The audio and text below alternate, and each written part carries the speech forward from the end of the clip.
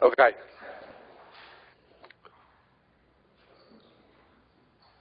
Hi.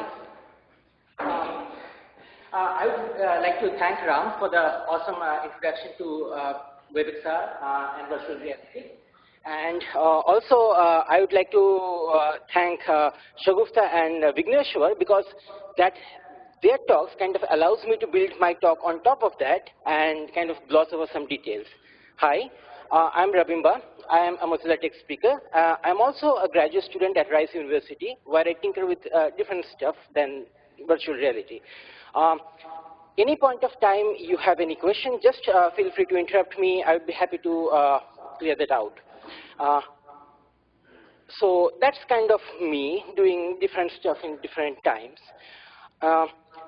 What I'm going to talk about today is kind of a story regarding an experience and idea I had for a long time. I never really had time to build, and this meetup kind of pushed me to actually build that.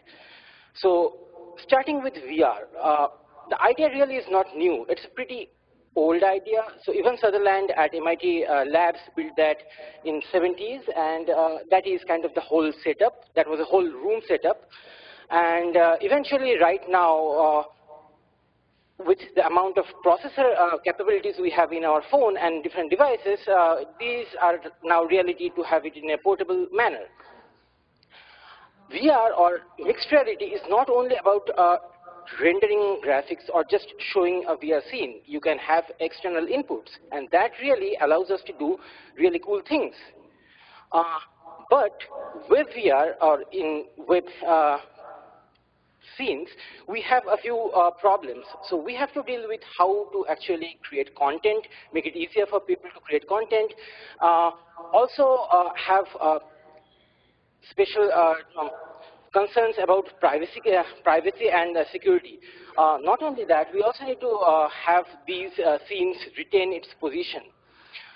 One of the other things are making interesting things.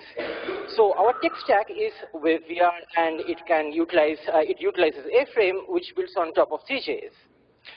Now, what I want to introduce in this talk is what I called jARvis, which is probably not a good name, but I just want to show you what it is.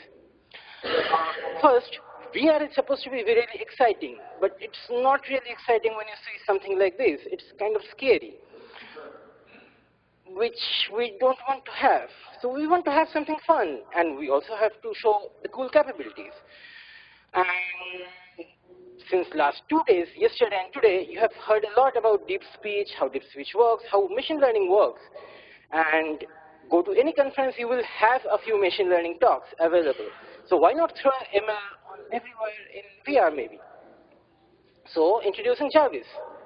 Well, that's not really how jARvis looks in my talk. It looks more like this. Create a red ball.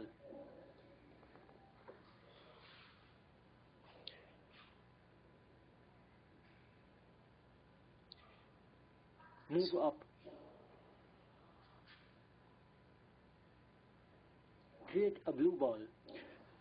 So what it essentially does is that create a green box. Create a black box. So with the interest of time, I'll just skip over it. What essentially is happening there is that it's taking a voice input, and it's creating objects on top of that. The idea is really not new. What is new is that instead of passing it to a cloud, I thought, why can't I use deep speech? Now, there is no stable release of deep speech, but one of the engineers at Mozilla, Dietrich, is working on something which provides me an endpoint to pass the voice and get some output. Now, that itself is not good enough for me because I want it to be capable of handling loose words. So I pass that text or whatever I'm getting to Watson so that it can actually parse that, and it's not only keyword based. So it can actually go through that, and it can parse comments like not only create, I want a red ball, I want a big red ball, I want a green ball, kind of like those kind of commands. So the endpoint I'm using is courtesy to Dietrich. So is that all? While I was doing that, I thought maybe we can do something more. And so this was a demo I saw a long time ago on a different platform. And I thought, why can't we have the same thing in A-frame? So how about model prediction? So this is based on Google's Quick Draw. I was in OSCON last 1 month back, and so Google's developer advocate, he was showing how you can have the Quick Draw data set and how you can do that. I thought, okay, good enough. I know MNISTI data set. Handwriting prediction is similar to like, okay, I can at least, this is the basic objects. But to do that in a web platform is hard. We have different problems. But one of the primary interesting things can be CV and machine learning. So why can't we have a webby approach where CNN is trained on top of that?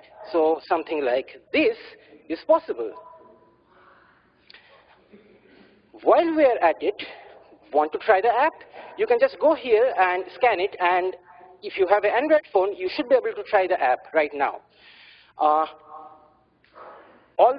Whatever I'm saying right now, including the training data set, they are available on these links.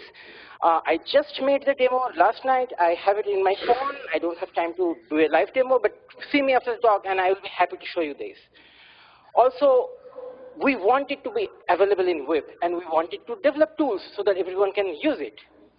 With that, I would like to thank, and this talk is available on this URL, and I would like to thank these people.